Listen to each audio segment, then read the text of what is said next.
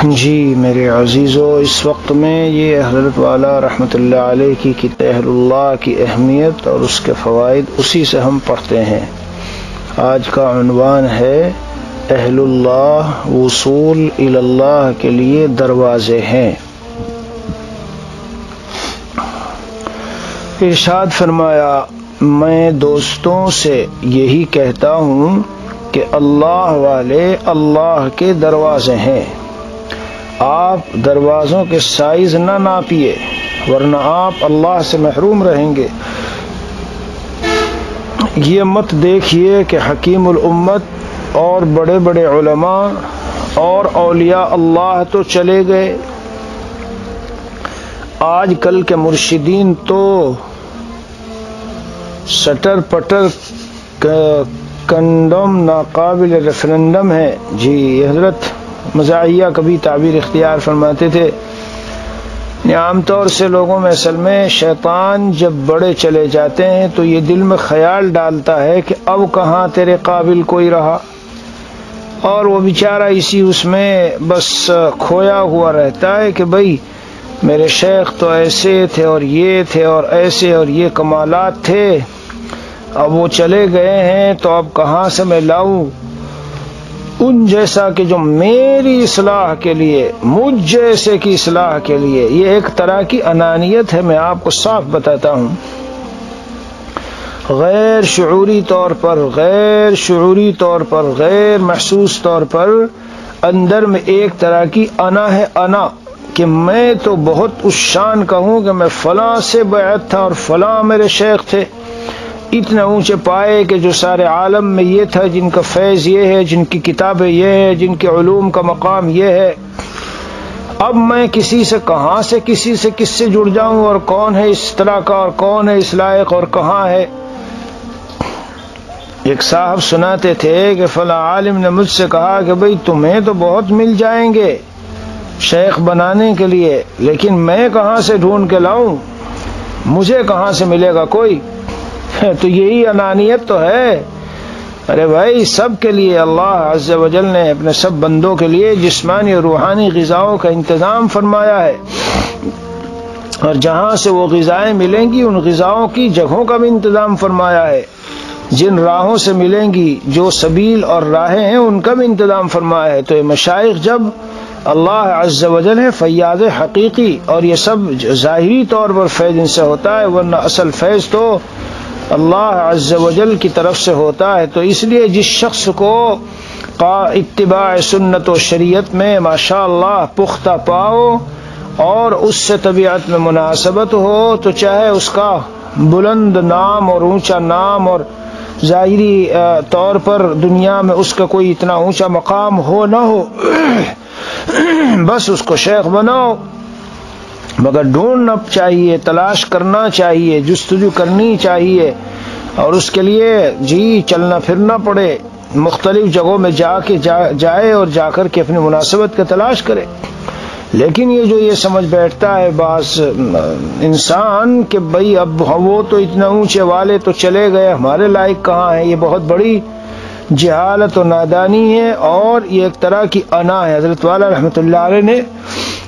پیچھے بڑے قیمتی انداز سے اس مضمون کو بیان فرمایا ہے کہ جب اللہ تبارک و تعالی نے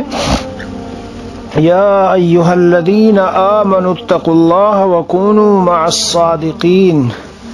اہل ایمان کو اس بات کا حکم دیا کہ وہ تقوی اختیار کریں، اور پھر یہ فرمایا کہ اور وہ صادقین کے ساتھ ہو جائیں۔ تو ظاہر ہے صادقین کا انتظام اللہ فرمائیں گے، اور قیامت تک صادقین رہیں گے، جبھی تو ان کے ساتھ رہنے کا حکم دیا جا رہا ہے۔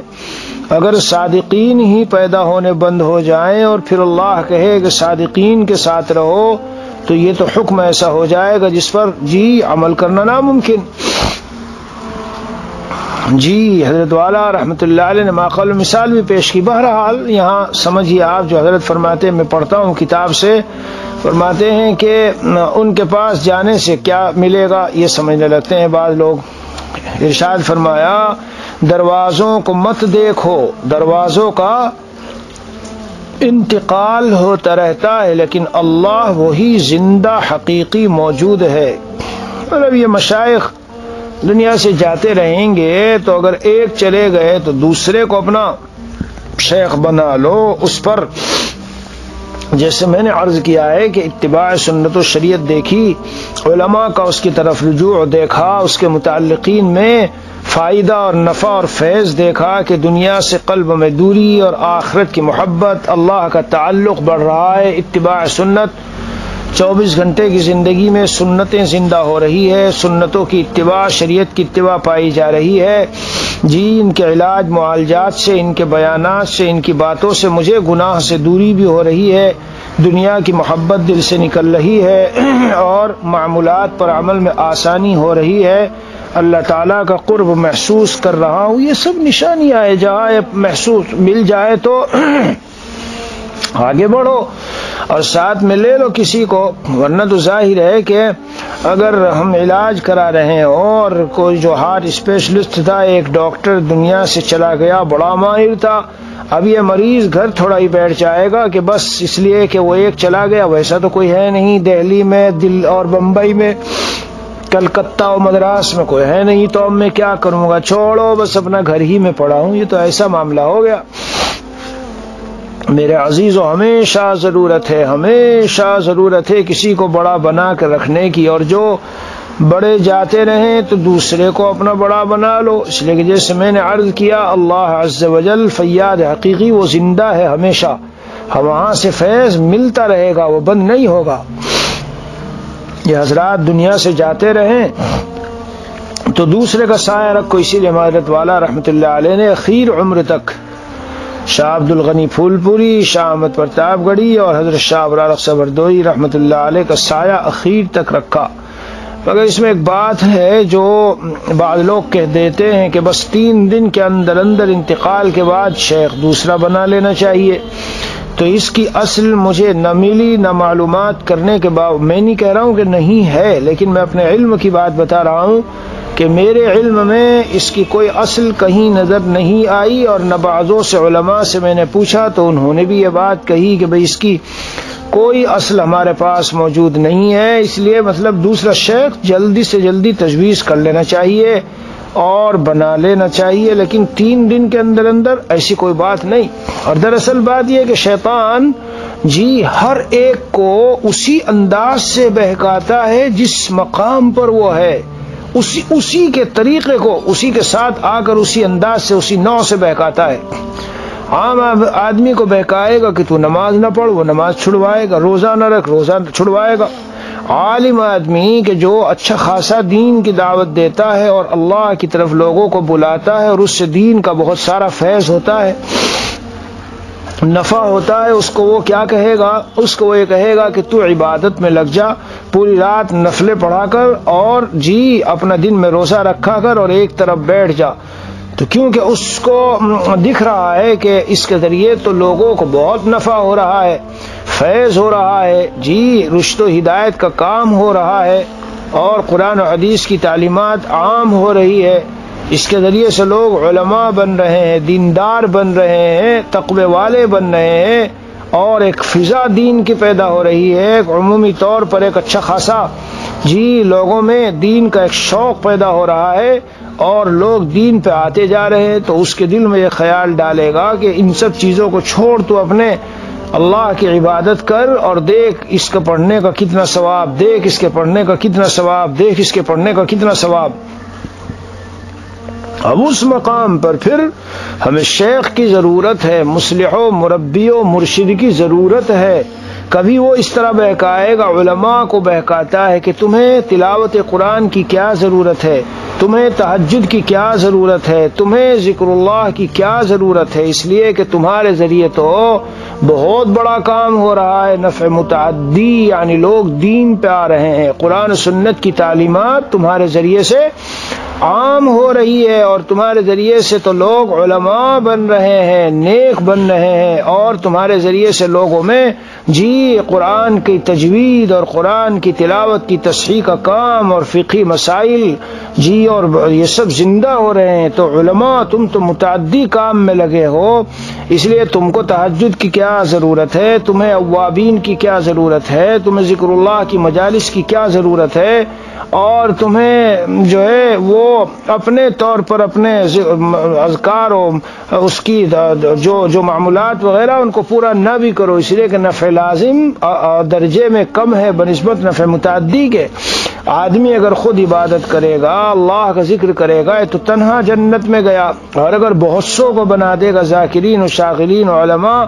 تو بہت سو کو لے کے جنت میں جائے گا۔ تو میرے عزیز دونوں طرف شیطان آ گیا،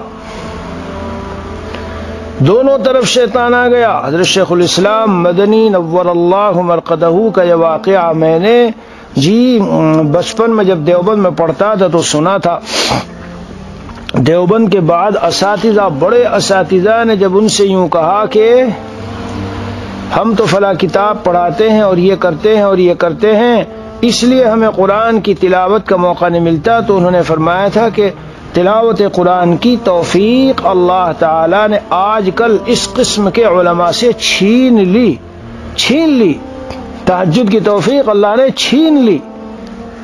ذکر اللہ کی توفیق اللہ نے چھین لی، سلب فرما لی۔ بعد اعمال بد کے سبب وہ توفیق اٹھ گئی، تو اسے خوشی نہ منائیے۔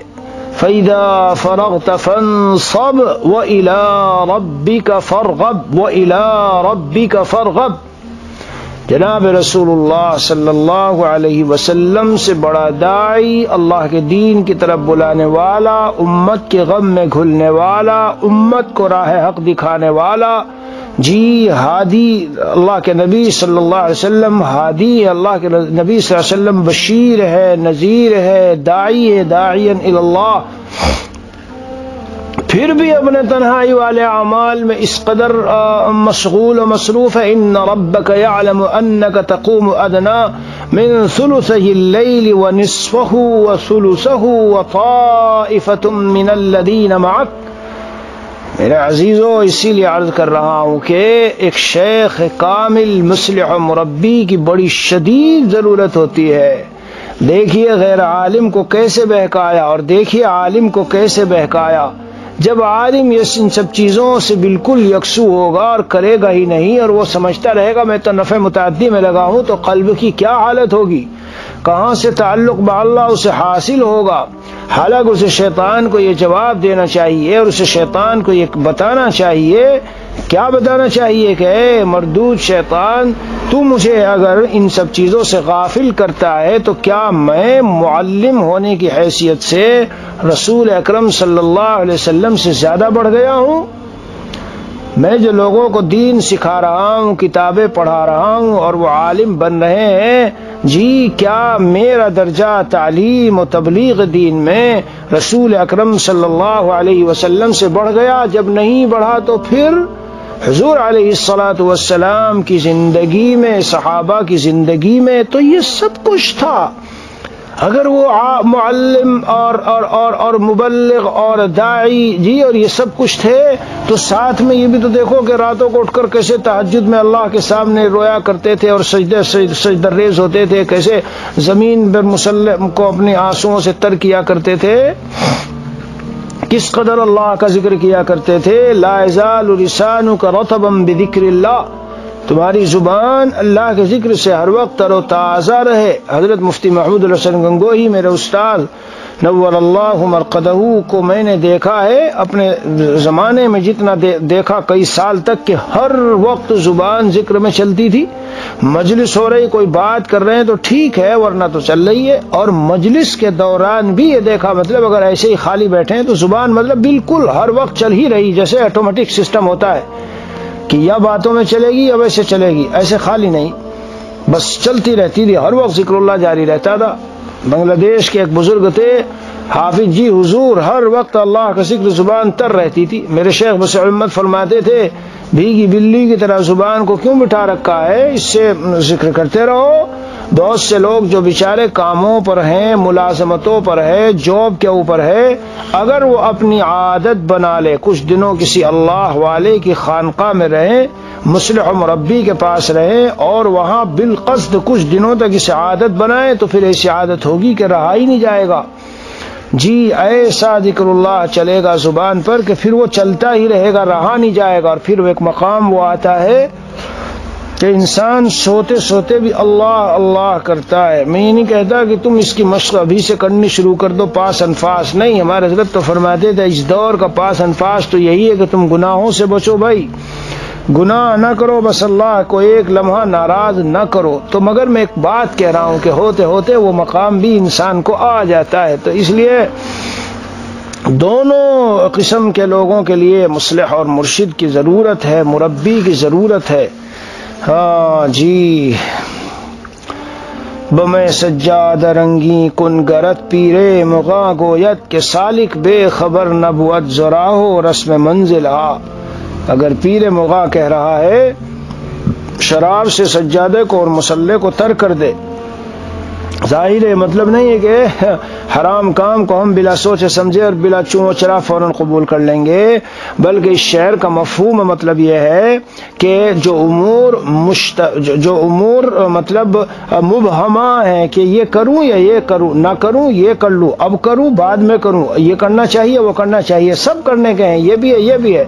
تو پیر مغاں کہہ رہا ہے تو کر ڈال، تجھے لگ رہا ہے غلط لیکن میں کہہ رہا ہوں کہ صحیح ہے، تو کر ڈال، بس سمجھ لو کہ اسی میں کیا ملے گی، کامیابی. اس لیے میرے عزیز حضرت والا نور اللہ مرقدہ فرماتے ہیں کہ یہ دروازے ہیں جی اہل اللہ تک پہنچنے کے دروازے ہیں. تو دروازوں سے گزر کر آگے جاؤ گے تو مکان میں داخل ہو جاؤ گے. تو یہ بھی اسی طرح سے ہے.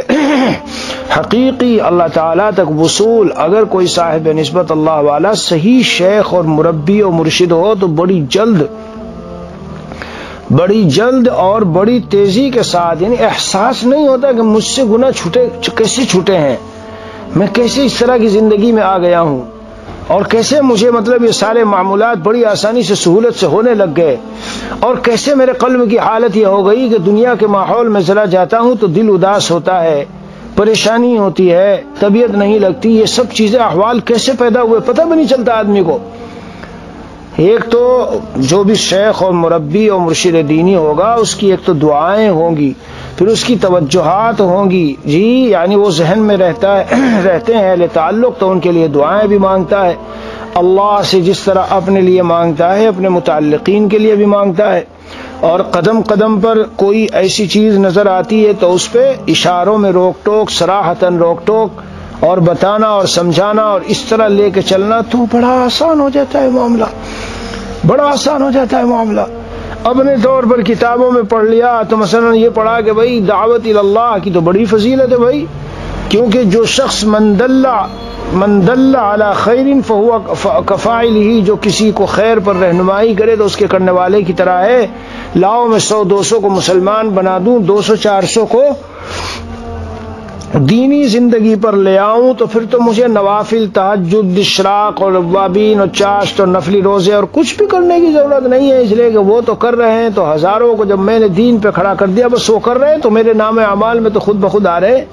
یہ سب چیزیں شیطان ڈالتا ہے باقاعدہ دل میں. ہاں جب ہم پڑھتے تھے تو بہت سے طلباء کہا کرتے تھے یجوز لطالب العلم ما لا یجوز لغیرہ، طالب علم کے لیے جائز ہے جو غیر طالب علم کے لیے جائز نہیں ہے. اپنی طرف سے گھڑ رکھا ہے، یعنی ابھی تم محنت کرو پڑھو، ابھی تم تہجد وغیرہ نہ پڑھو، ابھی تم، ارے کون کہتا ہے کہ نہ پڑھو.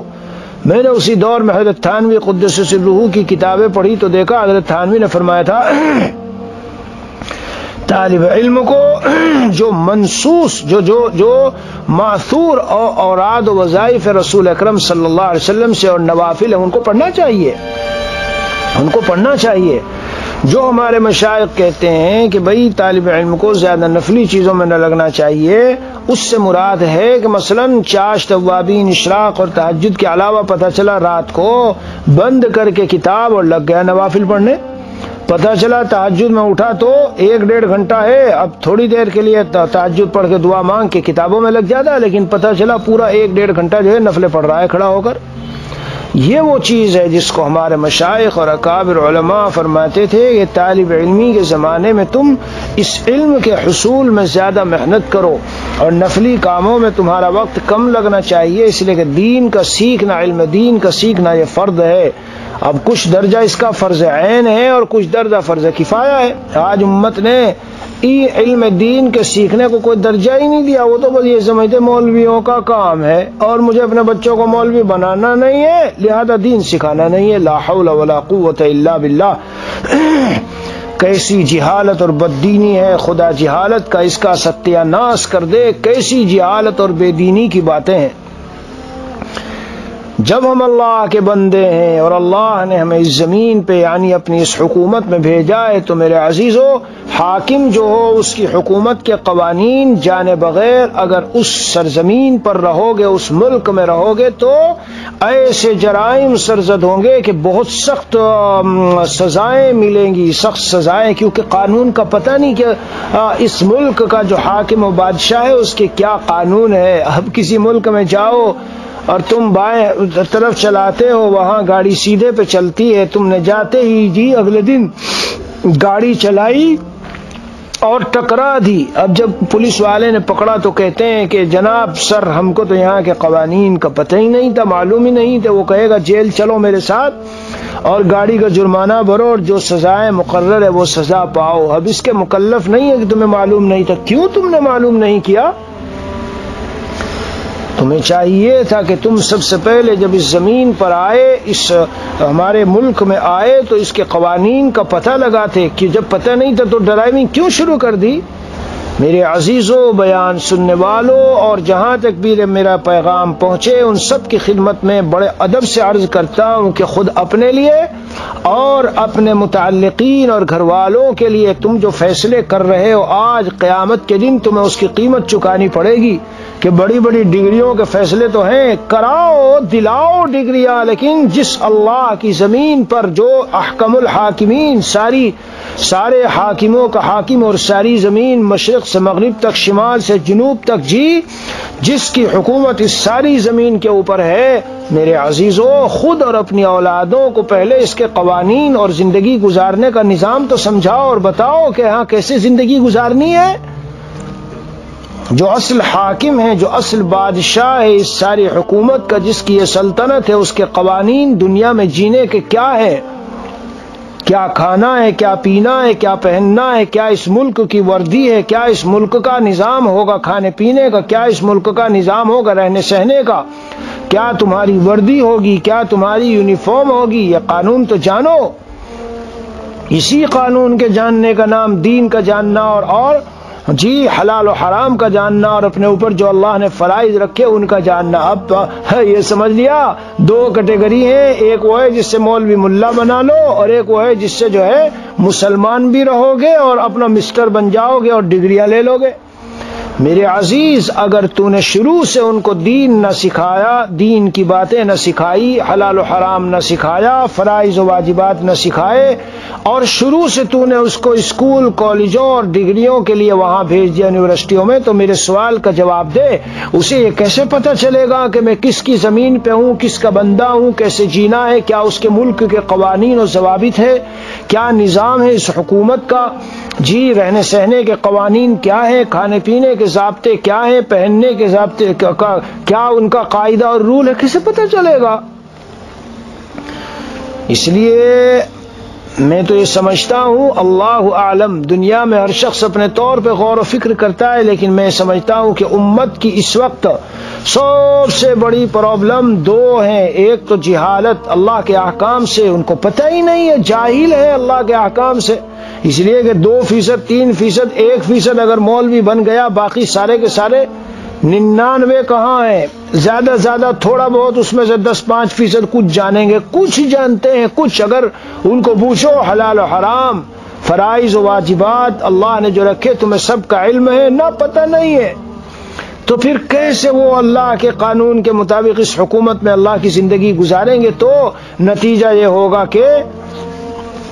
زندگی تو گزار رہے ہیں لیکن جو قوانین توڑتے جا رہے ہیں ان کی سزائیں ملے گی، اور وہ سزائیں دنیا میں ملتی ہے، آخرت میں ملتی ہے. یہ جو دنیا میں رات میں نے بیان کیا عشاء کے بعد اور سزائیں بتائی کہ کس کس نوع کی کیا کیا اللہ سزائیں دیتے ہیں، یہ سب دنیا کی سزائیں ہیں. جھگڑے اور پریشانیاں اور بے چینی، بے سکونی اور کورٹ کچہری کے چکر اور رات دن جو ہے آپس میں ایک طوفان بپا ہے، شوہر بیوی میں اور بھائی بھائی میں، اور یہ سب اللہ کے قانون کو توڑنے کی وجہ سے اللہ تعالیٰ مسلط کرتے ہیں، اور جب یہاں سے جائیں گے اللہ کی بارگاہ میں تب الگ ہے معاملہ۔ اس لیے کل ملا کے خلاصہ یہ ہے میرے عزیزوں اور دوستوں اور بھائیوں بزرگوں، کل ملا کے خلاصہ یہ ہے کہ ہم دنیا میں آئے ہیں، اللہ نے ہمیں بھیجا ہے، ہمیں چاہیے کہ اللہ عز و جل کی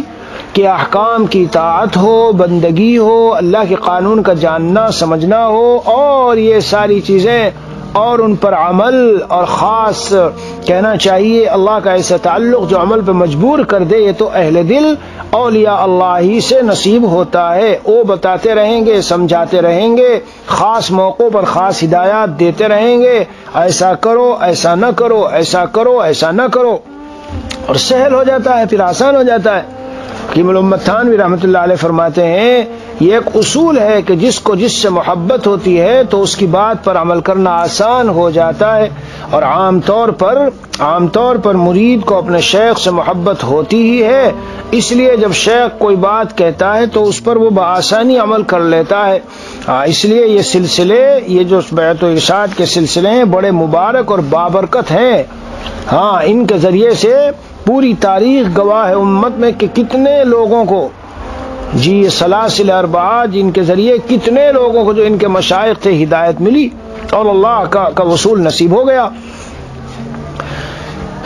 تو یہ مختلف باتیں جو ہے آ گئی اور نفع کی باتیں ہیں، سب غور کیجئے گا ان پر۔ میں نے عرض کیا کہ امت کی بہت بڑی بیماری، میں نے کہا کہ امت کی اس وقت سب سے بڑی بیماری ایک تو ہے جہالت احقر کی نگاہ میں، اور ایک ہے حرام،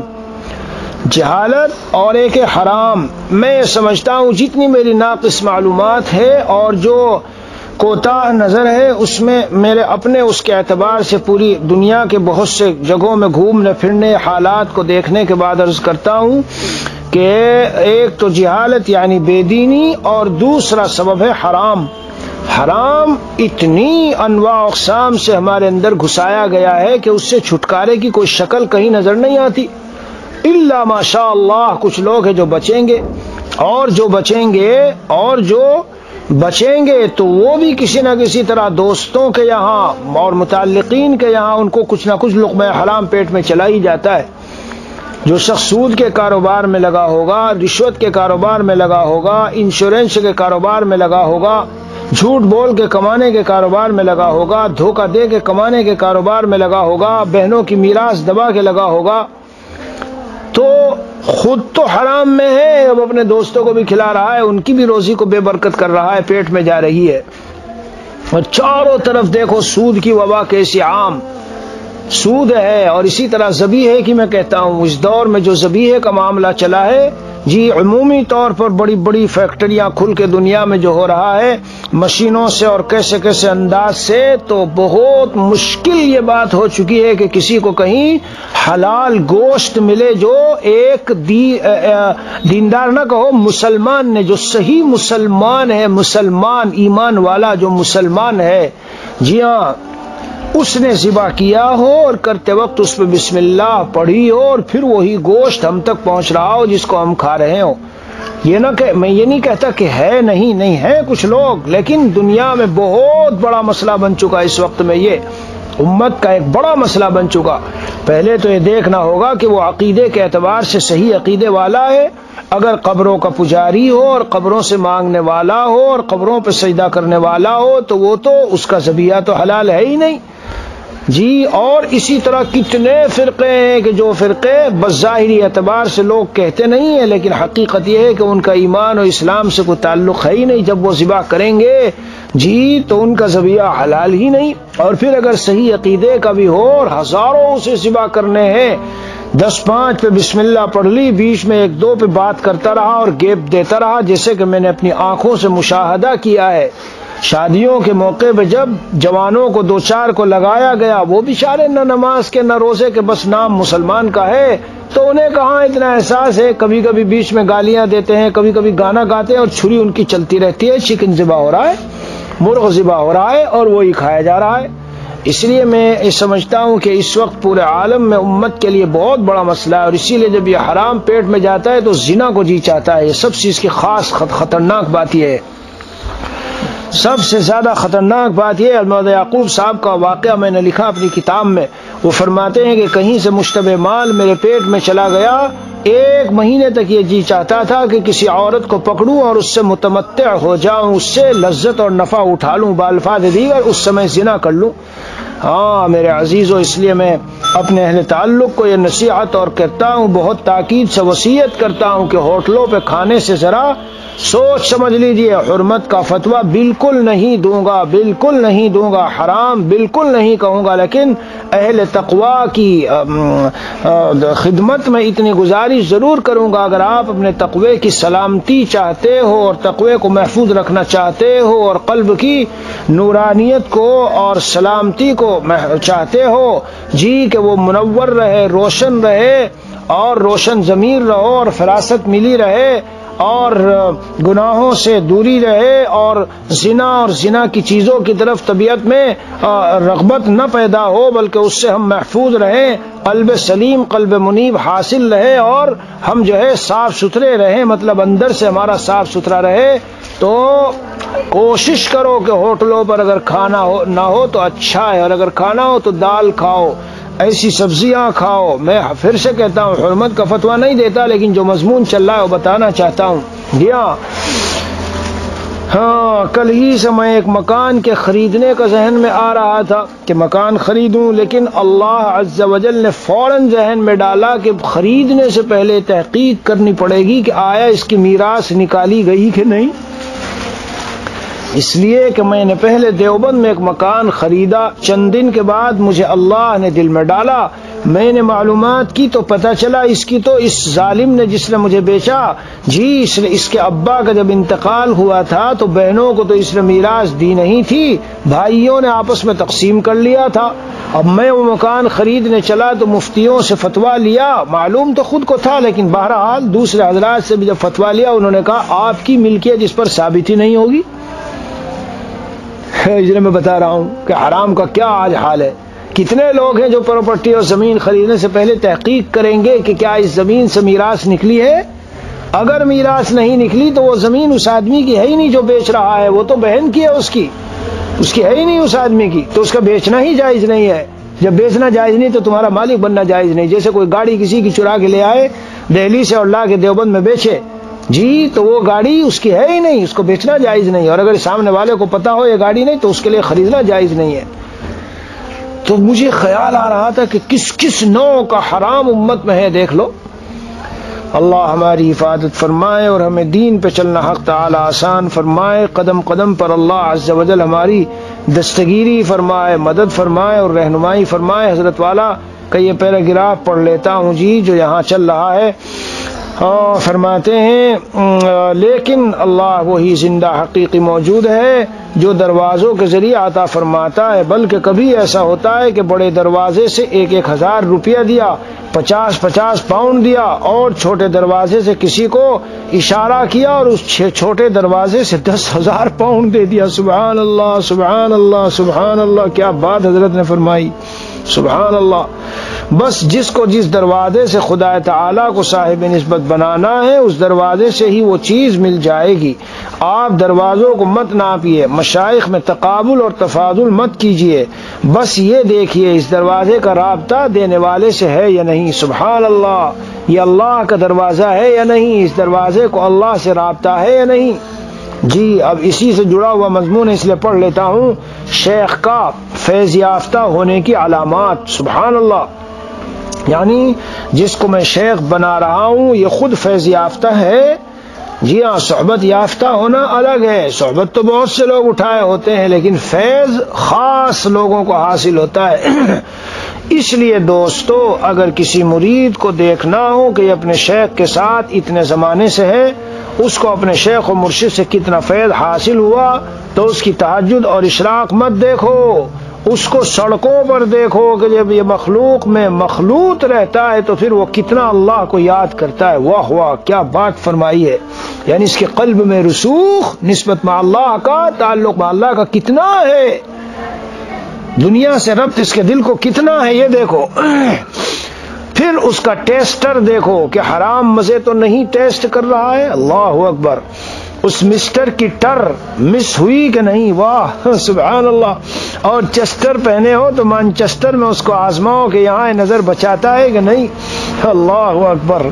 اس لیے عرض کرتا ہوں کہ اللہ تعالیٰ نے بنیاد ولایت تقوی پر رکھی ہے، اسی لیے اللہ تعالیٰ کا حکم ہے کہ اگر تقوی حاصل کرو گے تو میرے ولی بن جاؤ گے، اور تقوی نہیں پا سکتے ہو مگر صاحب تقوی کی صحبت سے۔ اللہ تعالیٰ ہمیں عمل کی توفیق عطا فرمائے، تعالیٰ اپنا خصوصی فضل فرما کر، خاص فیضان فرما کر، اللہ اپنی خاص شان جذب سے ہم سب کو جذب فرما کر اپنے اولیاء اللہ میں شامل فرما لے۔ اللہ اپنے خاص اولیاء صدیقین کی جماعت میں ہم سب کو شمولیت عطا فرما دے۔ وصلی اللہ علی النبی الکریم وعلی آلہ واصحابہ اجمعین والحمد للہ رب العالمین۔